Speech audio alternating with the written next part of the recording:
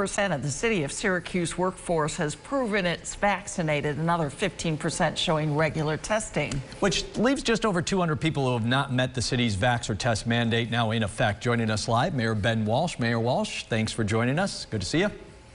Happy to be back. So Mayor, start out, how are these numbers sitting with you? Well, what I'm looking for is constant improvement, and we're seeing that. It's slow. I'd like to see it happen faster, but we are at 70% of our employees that have shown proof of vaccination. Now, there are some that are taking the testing option, even though they've been vaccinated, because they don't want to disclose that. So we think that vaccination rate is actually higher than that. Overall compliance is at 85%.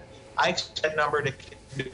Again, there's been a number of things that have happened as we've stood up the program, some questions and concerns from staff in terms of how they use the system, whether or not they should. So we've been working through those, but we've seen steady improvement numbers, and I expect that to continue. Well, that's good. But what's happening with the employees not in compliance? Well, they're being disciplined. So while it changes slightly depending on the bargaining unit, there are 4 progressions in discipline. The first is you receive a verbal warning, a number of employees have.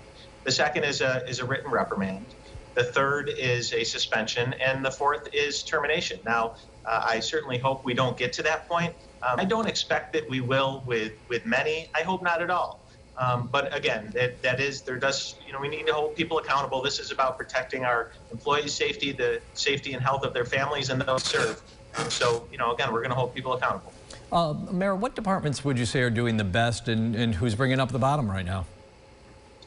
Well, in terms of overall vaccinations, our top 3 departments to employees are right around the same.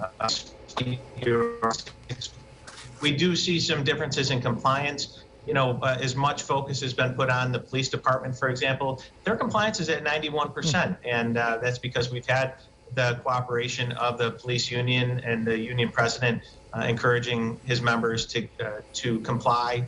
So we're looking for that from all of our unions. So on the positive side, Parks Department, for example, 100% compliant. Wow. That's what we're shooting for all of our departments, and we're moving in that direction. And that's all positive, very encouraging. And you just said you hope it doesn't get to this point, but what if it does? If you get to the point where you need to fire people for non-compliance, what does that do to the city workforce, especially for services that may be a little thin now and people rely on? Well, again, right now we're at 85% compliance. I expect that to go up. So I am not anticipating any staffing crisis. Of course, we don't want to lose any staff, but we've talked a lot about police staffing, and that would certainly hurt arguably the most given where we are. But you're seeing very good compliance in the police department. So we'll manage it. As I've said from the beginning, regardless of the department, the biggest risk to staffing is COVID-19, and the best way that we can protect ourselves is by getting vaccinated, and for those that won't, by getting tested. So this is in the best interest of staffing stability, not to mention everyone's health. All right, we appreciate your time, Syracuse Mayor Ben Walsh. Thanks for being here. Thank you. For resources on